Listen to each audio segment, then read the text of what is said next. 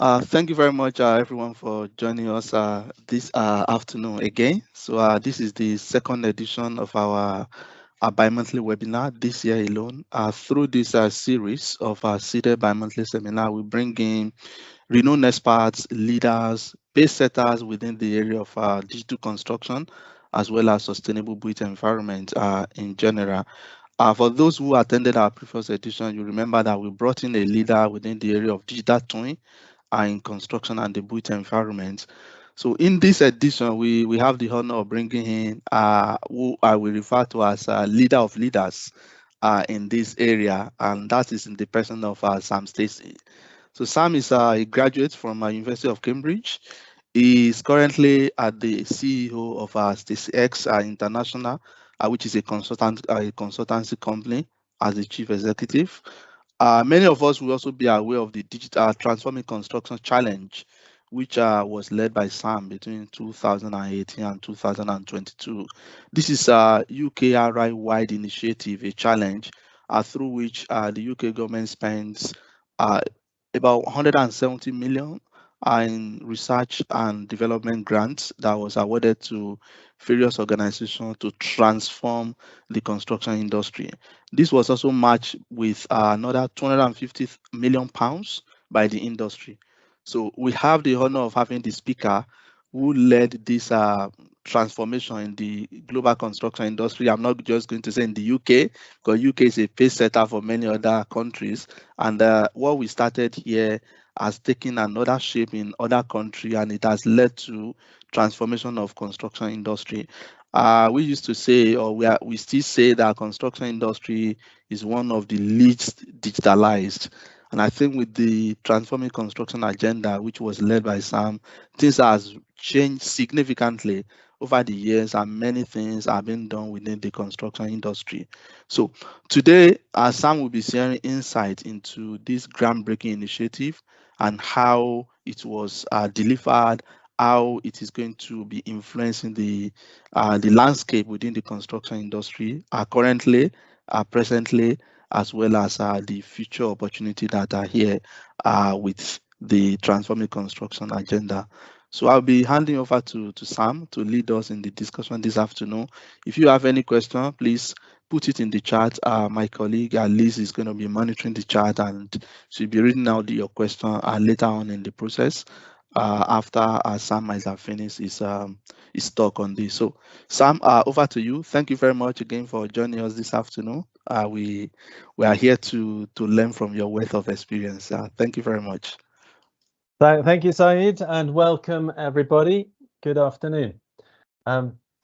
So Saeed's given a good introduction to the work that I've been doing, and I'm going to take you through it in these steps. So talk about the background with regards to the construction industry, what we did with the Transforming Construction Challenge, Transforming Construction UK, a reference to the sort of new model to encompass how we think about the built environment. Then my thoughts about the implementation of that new model and the routes and mechanisms by which we will continue this change and transformation of the construction sector. And then finally, a few comments on where the breakthroughs are going to come, what the opportunities are, and where we might see breakthroughs in terms of a change in the industry. So where we are today is a recognition that there are major issues to address with regards to the construction sector. Built environment emits up to 40% of carbon emissions, so this is quite rightly very much on people's minds at the moment, and you know, this is driving policy, it's driving business investment, it's driving I think the attitudes of particularly younger generations. Structural fragmentation in the industry has been a big problem, so a very adversarial environment within construction, main contractors not having the best relationship with their subcontractors, and lots of layers of subcontracting through the industry. Low productivity, sort of famously, studies have shown that in other industries, particularly manufacturing, we've seen steady growth of productivity over the last few decades.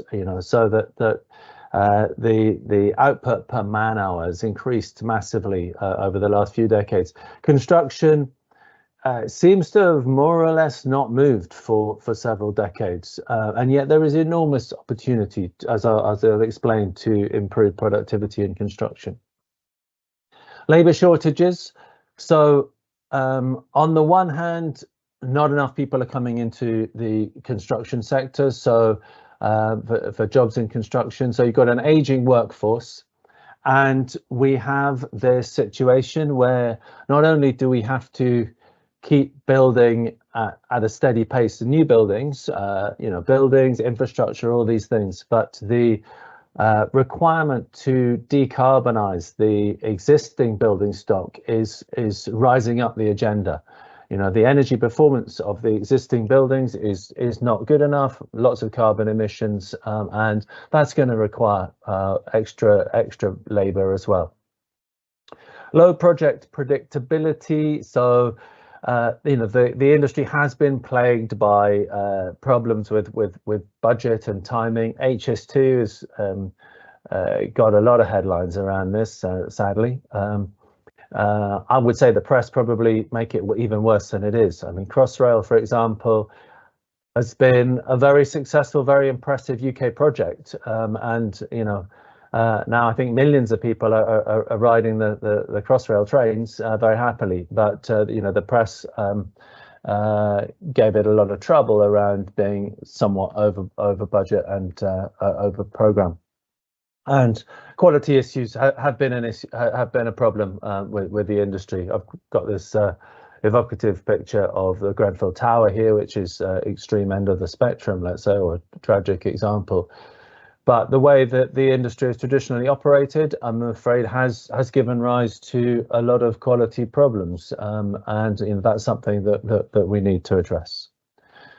But I think that we need to think about what the vision for the future is, and be confident that these things are achievable. These components of the vision are achievable. So this is my work. This is my view of where we need to go with the construction industry, and I think we've made a lot of progress with regards to that journey. So an industry that wastes no time, energy, or materials in delivering beautiful and sustainable buildings. An industry where business relationships are long-term and collaborative, where the value to clients, value in all respects to clients and building users, is the driver of all our decisions, where we harness the latest manufacturing techniques to assemble precision components in factory environments. So very much including offsite manufacture as part of the vision, where new technology such as sensor-based control systems, IoT if you will, enables ease of building operation, and where those who work in the industry have safe jobs in which they feel proud to be addressing the fundamental challenges of our time. And when I say fundamental challenges, particularly the environmental challenges, but also quality of life and so on from the built environment.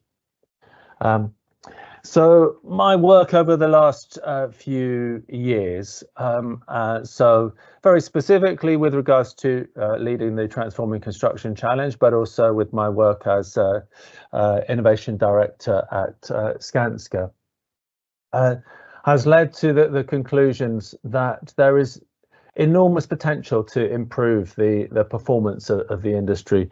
Quality can be much more rigorously managed and delivered, again, particularly with regards to offsite fabrication. Energy savings, we can reduce the amount of money we need to spend on running buildings, on powering buildings, and in the process reduce the carbon emissions associated with the built environment. Material savings, we can also reduce the amount of physical waste that is produced by the industry and the over-design associated with buildings.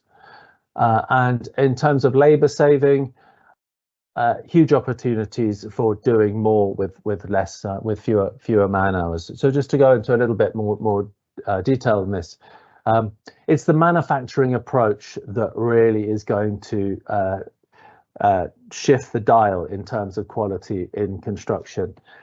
You know, it's sad to say, as someone who's worked in the construction industry all my career, all my life, the level of defects, snagging, and all that we see in construction is on a completely different scale to what we see in, say, you know, the manufacture of cars or electronics and so forth. With regards to the energy performance of buildings, traditionally, I guess we haven't focused that closely over the you know, previous times over the energy performance of buildings. We have techniques now that can massively improve the energy performance, reduce the amount of energy that buildings use, and incorporate techniques to generate our own energy as part of buildings. So solar panels, photovoltaics, heat pumps, and so forth. 75% is probably a good average figure, but in many cases, I think buildings can actually be a net contributor to the energy system of certainly the UK. Material savings. Right now, last statistics I saw, we are carting away 100 skips of waste for every £1 million that we spend on a building project. So a vast amount of waste comes away from construction sites. And the way that buildings are designed today as one-off entities, as essentially bespoke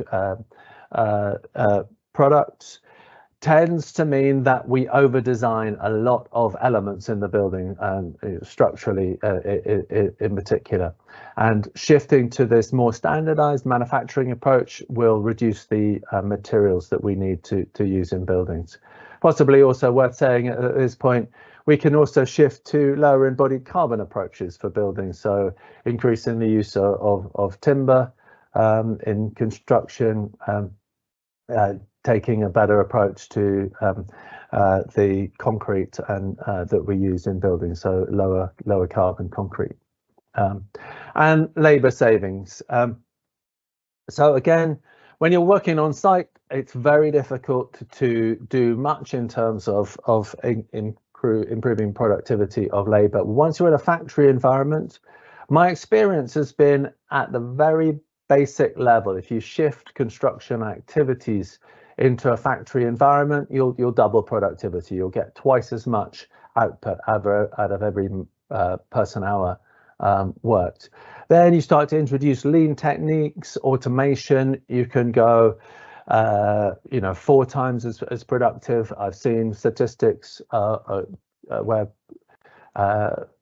off-site fabrication has achieved 10 times the productivity levels of on-site construction. And I think this is going to be absolutely necessary to the future of the industry. So we had the Transforming Construction Challenge as part of the industrial strategy for the UK. So the brief history here is we had the Brexit vote. There was a view that we needed to give attention to the performance of UK industry. There was an overall industrial strategy, and different industrial sectors lobbied for support from the government. And we were successful with regards to getting a sector deal for construction, a pot of money to work with, 170 million to invest in driving this forward, in developing new techniques.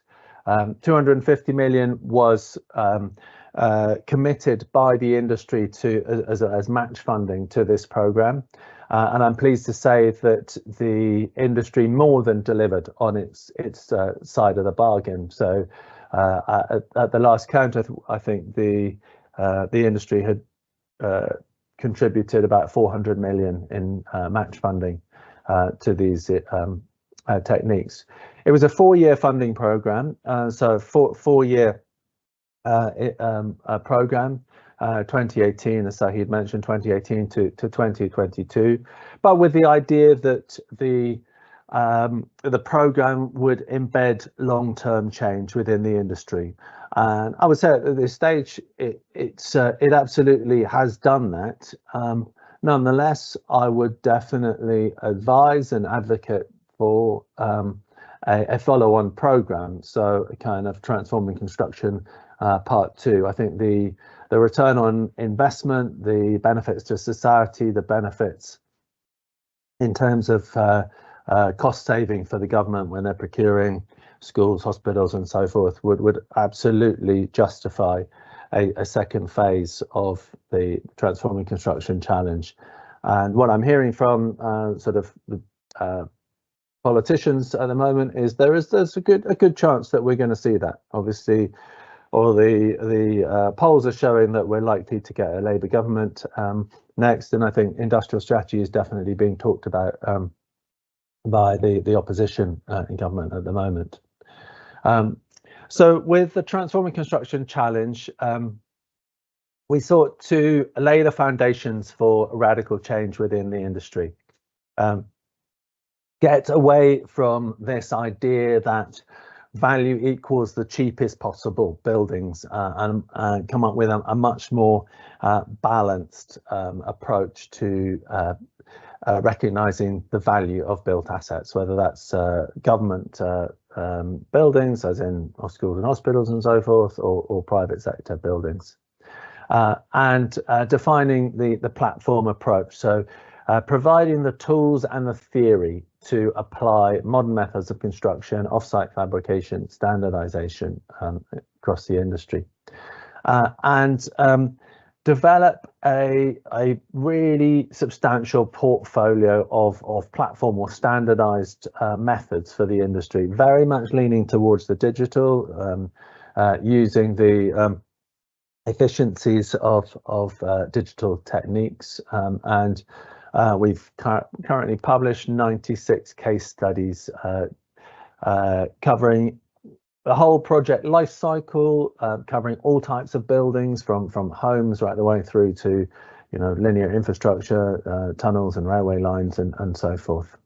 And using the levers of a shift in public procurement. So the government currently is responsible for about 40% of spend on new buildings. So therefore, if the government procures things differently, then it will drive change through the industry, and giving that confidence to the supply chain is very important.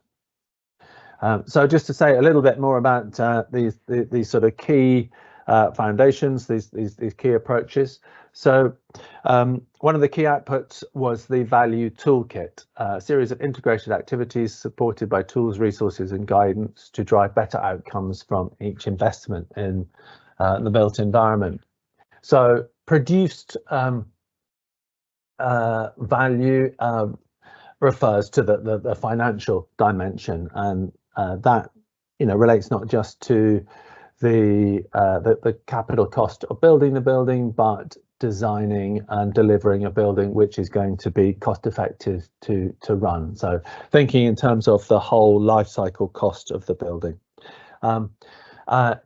Then also thinking about the contribution and the relevance of the environment with regards to buildings, the air pollution, effect on climate, water, land use, biodiversity, all these things. And what we're doing here is providing, not telling clients how to prioritize these things, but providing a toolkit to enable them to make informed decisions about how much they want to prioritize these different factors. Social factors too, in terms of local employment, equality and diversity, and the techniques that we pioneered with regards to the industry are very, very conducive to better equality and diversity in the industry. More site fabrication provides better working conditions, more digital techniques opens up the possibility of more diversity in the workforce.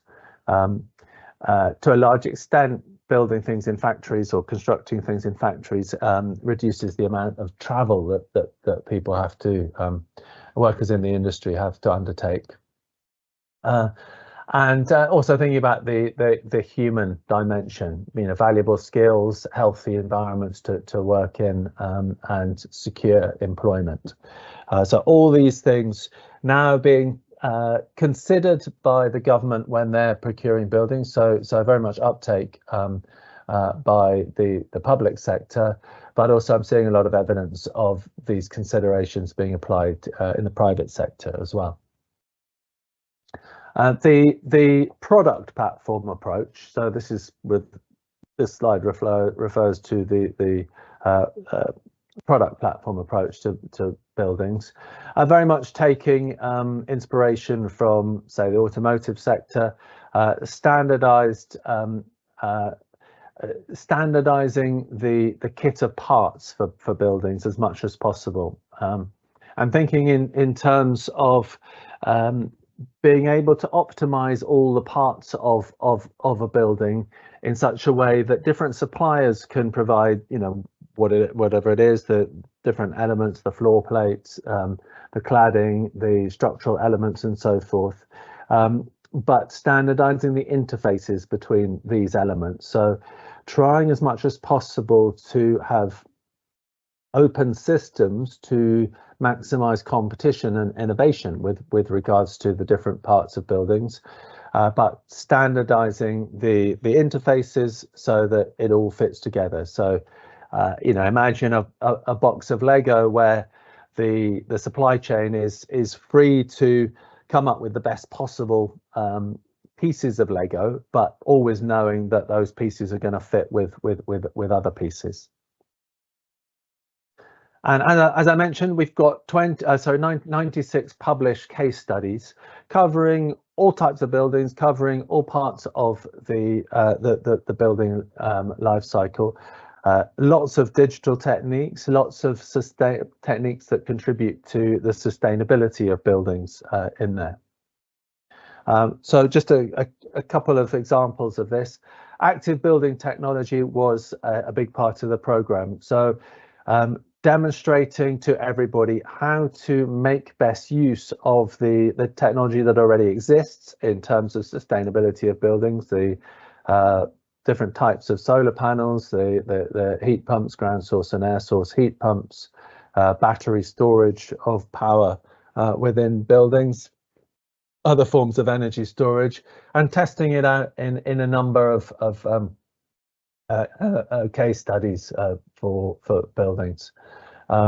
So that I think has given confidence to all stakeholders within the industry that a real step change in the performance of buildings in environmental terms is possible.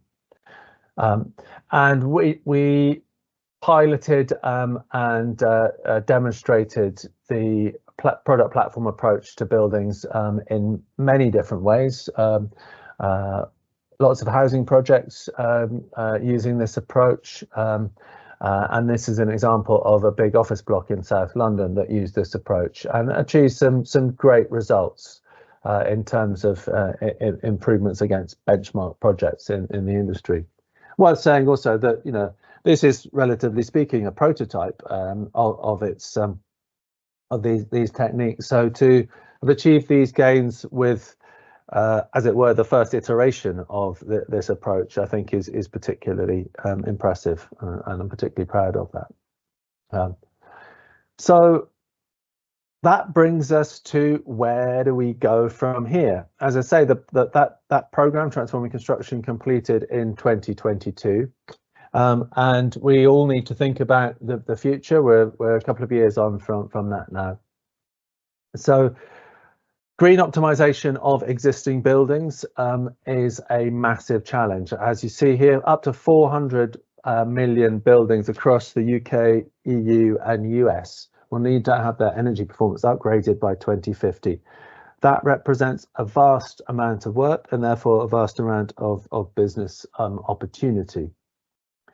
Addressing the skills shortage, construction demand can only be met by attracting new talent and radical productivity gains. So I've said a little bit about how we seek to achieve the productivity gains. I think the whole shift in the construction sector towards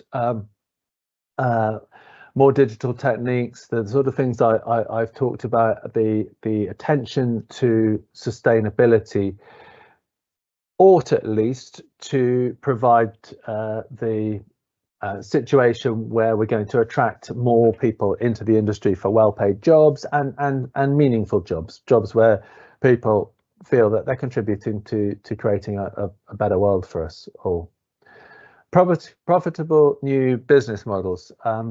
So transforming construction did lead to enhanced profits for many firms, but I think I'll be on. I think if I'm honest, we didn't see that much in the way of real headline grabbing shifts in shareholder returns and profitability. So lots of small to medium sized companies demonstrated a very good success as part of transforming construction. I wouldn't say that we've seen positive results in terms of the big companies in the sector, but not sort of orders of magnitude change in profitability, which I do believe is ultimately feasible. And like any change program, any change initiative, leadership is vitally important. Strategic leadership and governance is going to be required in order to drive success in the future in the industry. And what's, I suppose, from my perspective, more complicated than maybe other sectors is it really does need to sort of join up these different stakeholder groups, the academic world, the universities and such like, government policy, the big businesses, the small businesses, all these different different factors. These are all sort of indicated by this little icon I've got on this slide here. So just going back to the model that I mentioned, this I think is a nice graphic that sort of encapsulates all these principles. And Buckminster Fuller, a great pioneering engineer from the US in the 20th century, is a big hero of mine. You never change things by fighting existing reality. To change something, build a new model that makes the existing model obsolete. So the new model that we've piloted, that we've tested for the industry is this one. Define value, as I've shown with the previous slide. Agree the rules and the objectives for the building in question or the building program in question. Create the kit of parts, or take a kit of parts approach to the building or collection of buildings. Configure those kits of parts, and that can be done with digital tools. Provide joined up information. This is where the golden thread of information that many will have heard of and the audit trail for buildings comes in. And make best use of digital models and digital twins right the way through the project lifecycle, right from initiation stage to the ongoing management and running of the building. And provide confidence to the market and investors with public procurement. And as I say, I've seen a lot of positive signs with regards to private sector procurement as well within the industry. So this is where it gets a little bit speculative in terms of implementation. I think a new collection of stakeholders will be necessary to drive these sorts of changes in the built environment. In terms of economics and governance, and addressing the affordability of the changes to the industry, business cases and system implication, system integration is necessary for each building or intervention. So really kind of bringing the economic expertise to the fore with regards to the way that we deliver buildings, and I'm chairman of, alongside my role with Stacks International, I'm chairman of a newish business called Sustain CRE, Sustain Commercial Real Estate, looking at specifically economic optimization of green transition of buildings. Energy management. I think energy management for buildings will become much more important and much more integrated with the way we design and deliver and operate buildings. So energy services enabling time of use billing and storage, so that's storage of energy management. So the likes of Octopus Energy getting into that space, and certainly they've been quite proactive in terms of that. In terms of customer interface and logistics, this is all about convenience, really. You know, it's a truism that customer satisfaction with regards to the building industry has not been great. So I think we're going to see platforms from which to order products and services, and facilitation of the movement of goods in and delivery of goods with regards to construction, and then with regards to building trade skills. So this is where quality and assurance and efficiency comes in, and I see a pivot towards this. We see quite a lot of good signs with regards to the traditional building contractors. Waits is an example here. Mace, Langer, Rourke, Morgan Sindall, you know, many are changing gradually in this space. So that's how I see the sort of different stakeholder groups coming together to support the change in construction. And it's also worth thinking in terms of the different market segments. So, you know, different types of clients are going to have different needs. I've grouped it here into three: homeowners and build-to-rent landlords. So they will have their own particular set of requirements for what they need from the construction industry. Building occupiers to business occupiers too, so office buildings, retail, all that sort of thing. And I think a really interesting opportunity to drive change in the sector is the academic estates, by which I mean the buildings owned by universities. That's a picture of part of the UCL estate, incidentally, on my slide there. And then getting close to the end of my slides here, in terms of how we deliver these sorts of changes, I think it's interesting to see it through the lens of different levels of intervention. So basic green upgrades, fairly easy to achieve with buildings, simple to fit and focused on sustainability. So smart thermostats, lighting, smart meters, thermal electrical batteries and infrared heaters, all of which are quite easy to supply and fit, certainly according to, you know, within that model that I had earlier, stakeholder groups. Advanced green, so a little bit more complex in terms of supply and fit, products requiring more complex installation, but also sustainability focused, so heat pumps, solar panels, cladding with improved performance, so insulation and such like, and better insulation for buildings.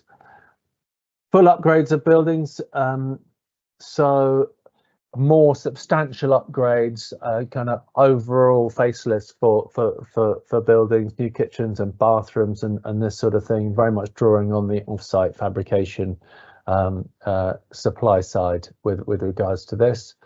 And then, you know, ultimately, and, you know, we are seeing, despite all the press about quite high profile failures in the modular or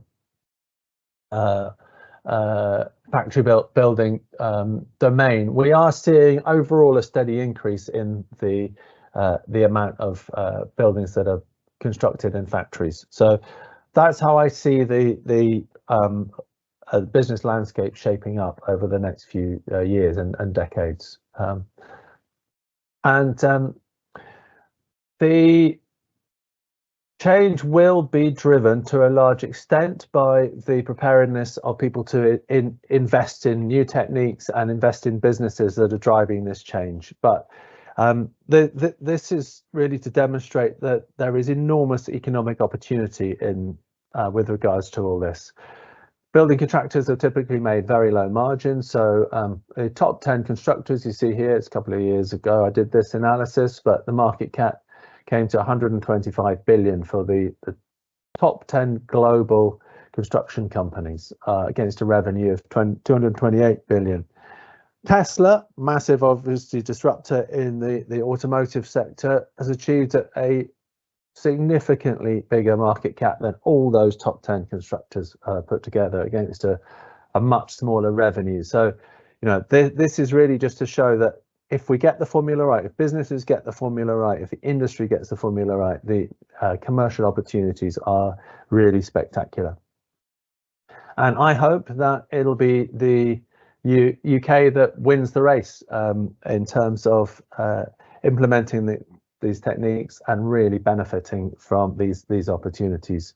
There are pros and cons in terms of strengths and weaknesses in all sorts of different areas. Enormous amount of enormous building boom going on in the Middle East, which gives rise to opportunities to take a lead with regards to these things.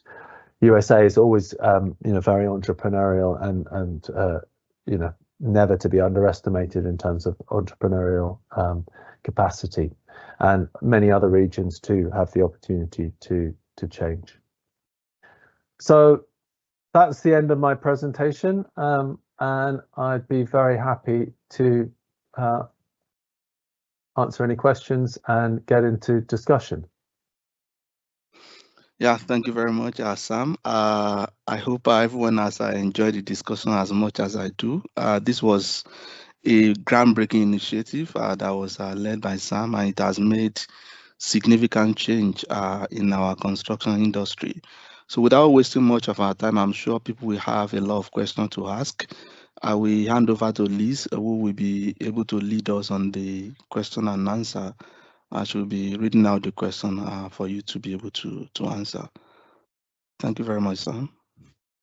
Thank you. Okay, great. So we have had a few questions, but obviously if things come to mind as we're going through them, we will please put them in the chat and we'll take as many as we can, really. So I'm just going to start with the first question from Bernard, who asked, Sam mentioned that the 25% savings on materials include modular systems.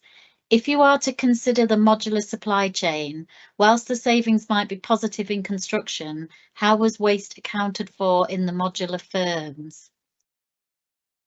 Oh, well, the answer is most of the waste can be designed out when a modular approach is taken. So you know exactly how much of material you're going to need to order. You can be much more systematic about how you cut the materials to avoid wastage. And within a factory environment, it's often possible to recycle or reuse offcuts in a way that simply wouldn't be possible on site. So I hope that mainly answers your question. Thank you. Thank you. We'll move on to the next one, which is, considering there has been an increase in AI awareness in the industry, criticisms of MMC and financial challenges in the sector, if you were to lead another similar challenge, what do you think will be different? I think in terms of the technologies that we've got available to do things better, we've demonstrated and developed a lot of those technologies a lot over the last 6 years. So, we start from the 2018 when we initiated the program. The techniques have come on a lot since then. My personal view is that we need very much a business value focus with regards to driving further change. I think we demonstrated and developed a lot of techniques through transforming construction, and I think the government procurement, the construction playbook that was produced on the back of transforming construction has been very good for the supply chain. But I think encouraging and providing the environment for disruptive innovators in the sector, ultimately leading to greater profits, will be a key thing. So I would favour more of a sort of venture capital or equity-based approach to driving change in the industry. I would say we've done the heavy lifting in terms of proving that new approaches have the potential to do better, but in terms of really scaling it and getting massive uptake for the changes, it's going to need to be a business-based approach. That's great, thank you. The next question is from Tom. Hi, Tom. Thanks for joining us. How many of the test projects have resulted in fundamental business change in the participants? For instance, have Landsec changed the scope of their future developments? We did a lot of work in looking into this. So we hired a company called Frontier Economics to look at what had happened across all the participants in the program, and there were certainly more than 100, I think maybe closer to 200 businesses. So that was an independent assessment of the impact on the businesses, and the results were very positive. So the results did show that the uptake of the techniques was very widespread. I think I'm right in saying that the £25 billion worth of projects had adopted the techniques, and the net effect, so the effect on the performance of both the businesses and the built assets was found to be very positive. So yes, it really did result in business change. There's no limit to how much business change one might aspire to, and I think that anything that can be done to maintain and perhaps increase that momentum would be a good thing. The next one I was going to ask is, the construction industry is very competitive, with every organisation always trying to outsmart the others in contract award. One of the key practices we witnessed was construction businesses aiming to use the product from research and development for competitive advantage rather than making it available to other organisations. How does the challenge ensure that best practices are shared across organisations? The simple answer to that is a condition of the funding was that a lot of information was made public, with regards to what was developed. It is always necessary to strike a balance, because while we help support these development of these techniques with government money, also the companies in question put in some of their own money. My impression is that the level of openness and sharing was pretty good, and I've always encouraged businesses that I dealt with to be very open in terms of sharing their knowledge, not just because that's kind of a good thing, but because really the ability to deliver products and processes is, in my experience, as important as the sort of secret IP related to those products and processes. So the business has to be configured to be able to deliver those things, and I've seen very little downside to openness and sharing of information from these projects. Is that I would say the businesses that are more open tend to get more benefit, ultimately business benefit, from the work that they've done and the government supported work that they've done. Thank you. Yeah, that's really interesting, because I think that's something we all come across quite often. So the next question for Sam: is there any end of life cycle arrangement for modular building? This is starting to end of life cycle is starting to get more attention, and I would say it's relatively early days at the moment. I don't think it's something that's had a lot of attention in the industry historically. I think, again, this is probably an area that deserves more focus going forward. The demolition audits are starting to become more prevalent in the industry. So more of an analysis of if a building is going to be demolished or taken apart, the more analysis of how much of that building could be reused. As a company I'm working with called Material Index that is specializing in that, both in terms of understanding what can be done with a building at the end of life and providing a sales platform for selling parts of buildings. So it's early days, but it's increasingly being recognized as an important topic. And I think it's probably also true to say that with modular buildings, because the amount of thought and care that can go into the design is relatively increased, i.e., you think very carefully about design for manufacture and assembly, and you can then think about design for deconstruction. You think about it, with the expectation that many buildings are going to be constructed to a particular formula. I think this will get more attention in the future. The next question is from Sam. The retail sector and partly the banking sectors are examples of industries where companies that have adopted new business models are the winners. In the retail sector, those that haven't changed have collapsed. Do you see the same happening in the construction industry in the medium term? Yes, I do. I absolutely do. I think it's inevitable. I think it's been, frankly, pretty easy to get complacent in the construction sector over the last few decades because we haven't seen that rapid change.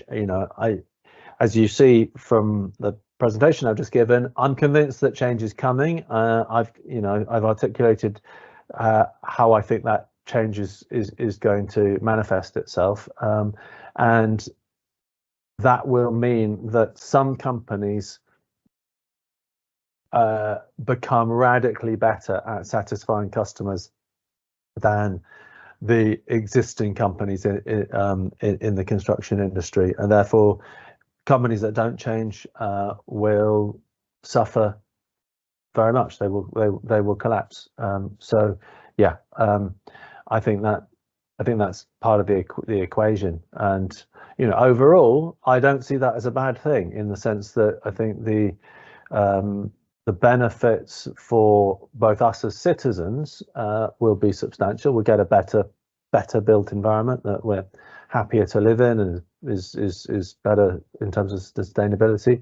And I think the net benefits and opportunities in business terms will be highly positive, as I showed in my penultimate slide there, in terms of the commercial opportunities. So the next question is more about education and training.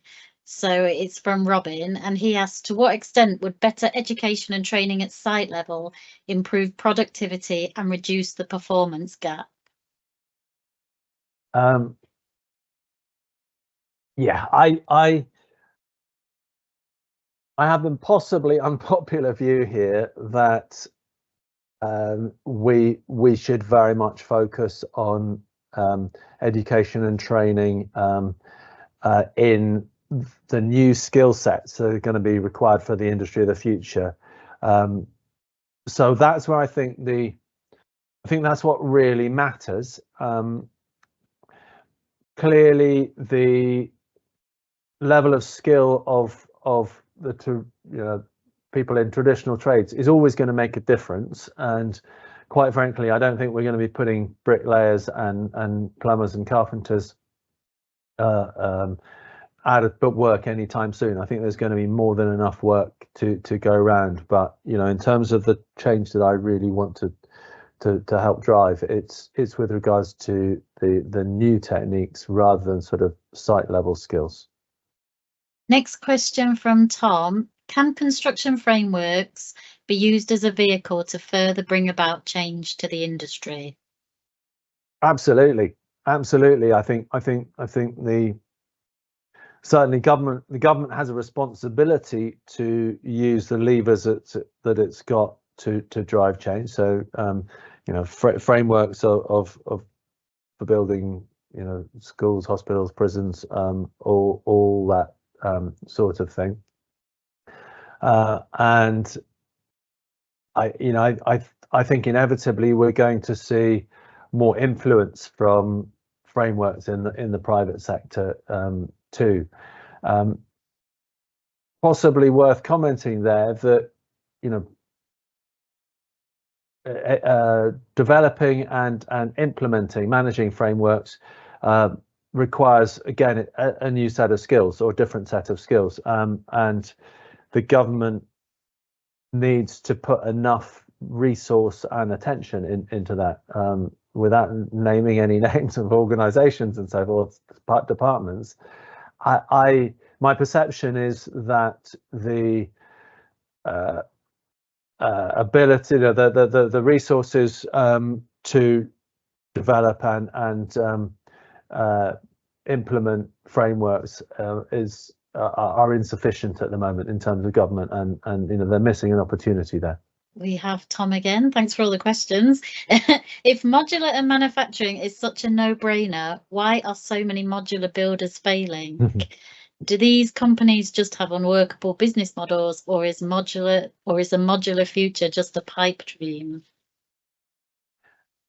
Yeah, totally reasonable question. And the number one answer to that question is with modular construction, you're always in danger of being caught out by high overheads. So on the one hand, the advice is always to do whatever you can to minimize your fixed overheads, so don't invest too much in automation, certainly in the early stages, and give a lot of attention to control of pipeline to make sure that you've always got close to maximum utilization, full utilization of your resources. So I think it's probably true to say that just about all the failures, and we have unfortunately seen a lot of failures in this space, just about all the failures in this space are due to those two factors: too much investment in production and fluctuating demand, such that there are periods when your factory's not being fully utilized, and nonetheless you're still carrying the cost of all that investment in production capability. I'm just going to jump back to the chat because I think there's been a new one in there. Question from Lee: isn't the comparison to Tesla productivity somewhat inappropriate and an oversell of construction reality, even considering the new technologies mentioned? Actually, I don't think it's that unreasonable. The construction companies are valued on the basis of very low profit margins. Everyone will be aware that if you achieve a 3% profit margin, you're doing really well. You're certainly in the top quartile of performance. They're also valued on the perceived risk around business performance. So a company may have a 3% profit margin this year, but the market's going to price their shares on the basis that they might not achieve that in subsequent years. So price to earnings ratio of in construction tends to be quite low. On the basis of the analysis I've done and the analysis I've talked about, if we see substantial gains in all those areas I talked about, in energy performance, in materials, in productivity and so forth, the opportunity to make a step change, possibly an order of magnitude, would probably be not unreasonable. I would say 10 to 20% profit margins have got to be possible with regards to the industry, and that would radically improve the valuations of construction companies. So yeah, I don't think we'll see quite the same ratio. My ratios there, whatever it was sort of 500 billion in terms of market cap against a 40 billion odd revenue. I think, you know, we might not see quite that with regards to construction, but I think we can expect to see radical improvements in performance of some businesses in the industry. Great, thank you. So the next question is from Anderson, and there's two bits to this, so I'll just read it out for you fully. Thank you, Sam, for your informative presentation.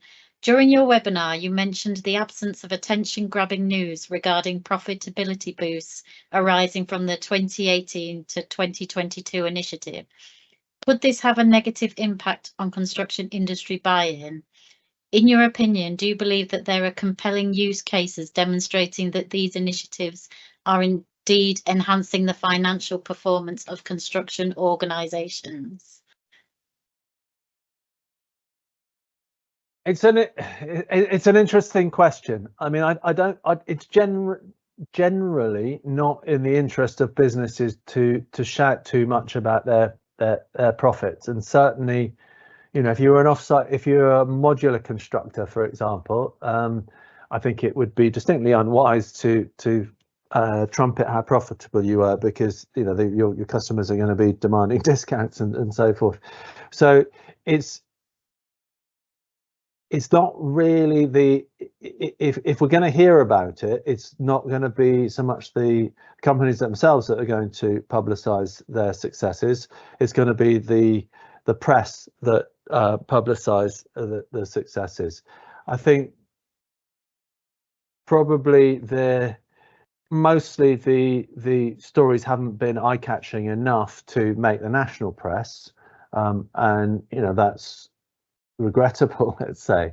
You know, in terms of the big plays, the big pushes into, say, modular construction, I'd love to have seen some stories hitting the national press. I mean, I think from the point of view of government can probably do more. There are opportunities for the government to drive change by demonstrating and publicising the business benefits associated with these techniques. So the next question is about the golden thread. I wondered when it would show up. Regarding the recent introduction of the golden thread, do you believe the construction industry is adequately prepared for its implementation? And what do you think could be done to facilitate its implementation? Is it adequately prepared? Almost certainly not. It's not something that I've really looked into in detail. But, you know, our industry is, as was mentioned at the beginning, famously slow to adopt digital techniques, and this is all about digital techniques. I think the wider benefits, quite apart from the, you know, very important safety issues around the golden thread, but the wider benefits are also quite substantial. And so I think, again, it comes back to a push to police the uptake and drive the uptake, which ultimately is going to route back to government. Can you share briefly how your company was able to navigate operations during Brexit and COVID with these achievements? COVID, Brexit, not so much. I mean, one of the effects of Brexit was to reduce the restrict the free movement of labour. So labour shortages have become more acute in the industry, and that would tend to be a driver for the modern methods that I've been talking about. In terms of COVID, there was a quote I've referred to from time to time by Mark Reynolds, Chief Executive of Mace, when asked about the effect of COVID on his businesses, and his response was, where he's been using modern methods of construction, the effect of COVID was very minimal. So again, in ordered factory-based environments, it's much easier to manage all these kind of shocks. So again, another reason to use these modern methods. Okay, I'm conscious it's just gone too, so do we want to wrap it up there, or? Yeah, thank you very much for that, Liz.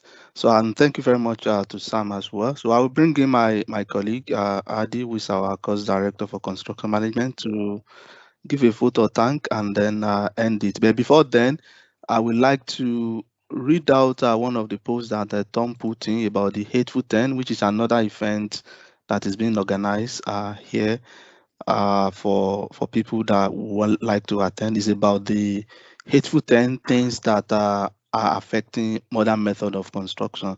So the link to book to attend the event is there. So if you would like to attend, please register and attend the event. It's promising to be interesting event, just like this one as well. Yeah, thank you very much. Hadi, over to you. Okay, great. Thank you very much. So thank you very much, Sam, for a very insightful and thought-provoking presentation. I think it was an excellent opportunity for all of us to hear from you.